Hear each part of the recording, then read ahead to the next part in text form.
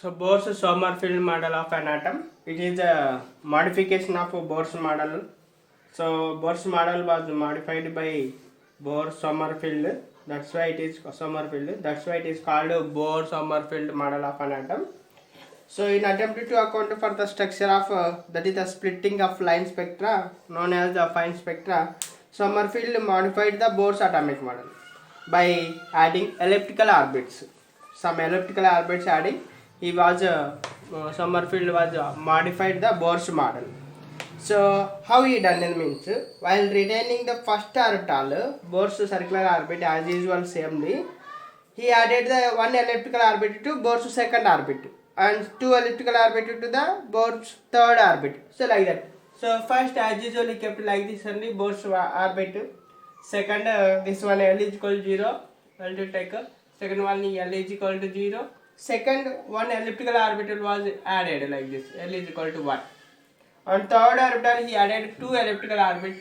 L is equal to 0. L is equal to 1. L is equal to 2. One more for this. L is equal to 2. So like this he added. One more. Third one, 2, 3 or fourth one, 3 orbitals he added. N is equal to 1, you can take this one. N is equal to 2. N is equal to 3. One more you can take. Orbital 1, 2, 3. N is equal to 4. L is equal to 0. L is equal to 1. L is equal to 2. L is equal to 3. So like. So elliptical orbits. So he was such that the nucleus of the atom is one of the principal foci of these elliptical orbits will be arranged at the only one place if he arranged like this. He told like that. He was guided the fact that the in general periodic motion under the influence of the central force, elliptical orbits with the force situated at the only one of the foci. So that's why he arranged like that is. So but Bohr-Sommerfeld was successful for accounting the line spectra of hydrogen atom. It does not provide the satisfactory pictures. Just he explained like that. It will happen like this. But this model failed to account for the atomic spectra of atoms of the more than one electron. Only one electron is there means it is successful. Bohr-Sommerfeld model means hydrogen atom only it is successful. Because in hydrogen atom only one electron will be. So it is not successful more than one electron, which is the helium, neon, argon, like that, etc. Whatever it may be. So, okay. So this was also failed. So to modified Sommerfeld model also failed to explain all the other atoms of the given. So what about next one? So next quantum mechanical model of an atom came. Quantum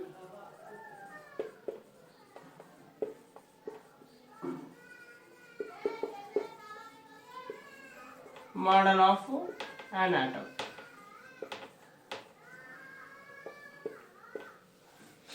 So here question asking, do the electrons follow defined paths around the nucleus? Suppose this is atom, nucleus this is, electrons are moving in this one. So does the electrons will run or go around this particular path only? It will not move other paths. Like that question asking. If the electron revolves around the nucleus in definite paths or orbits, the exact position of the electron at various times will be known. For that you have to answer two questions. What is the velocity of the electron? It is possible to find the exact position of the electron. So if any case electrons will go around the nucleus of the definite path, particular area, particular place, then we can know exact position of the electron. That is it. If we know the exact velocity, exact position, we have to answer the two questions. What is the velocity of the electron? How much speed it is going? The electron, what is the speed? What is the speed of the electron? And what is the exact position of the electron? Another question. So electrons actually are invisible to naked eye. You can't see them with our eye. Electrons are invisible to naked eye. Then how do you find the position of the electron? How can you say the answer? Electron position. So it is not possible. So at night time, we want to see any means if there is no light, we will use the torch light. So same as usually, one suitable light is there means to find the electron velocity, you can find the electron. So as the electrons are very small, light of very short wavelength is required for this to do that one. So with the help of light we can see the position of the electron, but very short wavelength light is required because of the electrons are very small, invisible.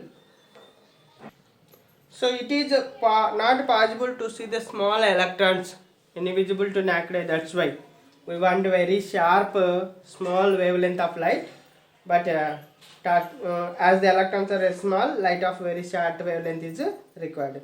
So this short wavelength light interacts with the electron and disturbs the motion of the electron. If suppose we used that short wavelength of light to see the electron, it will fall on the electron and it will disturb the motion of the electron around nucleus. Electron moving, that moving disturbance will get there.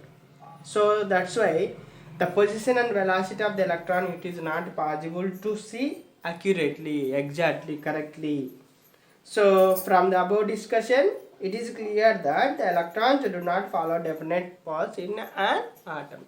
So from this you can say electrons are not following the particular particular definite paths, not follow the. So but do atoms have definite boundary? Was told by the Bohr's model atom. Question on. If the electrons are not distributed in orbits around the nucleus, this means that an atom does not have a definite boundary. So electrons are not distributed in orbits, that means there is no definite boundary. So due to this reason, it is not possible to pinpoint an electron in an atom. So where it is there, electron in the nucleus or in an atom, where it is there, to find it is not possible, impossible, that is. Under these circumstances from all these, to understand the properties of the electrons in an atom, a quantum mechanical model of an atom was developed by Erwin Schrödinger. To know all this one only, Erwin Schrödinger given one model, quantum mechanical model of an atom given. According to this model of an atom, instead of the orbits, Bohr's model or Sommerfeld model, the electrons are thought to exist in a particular region of space around the nucleus at a given instant of time.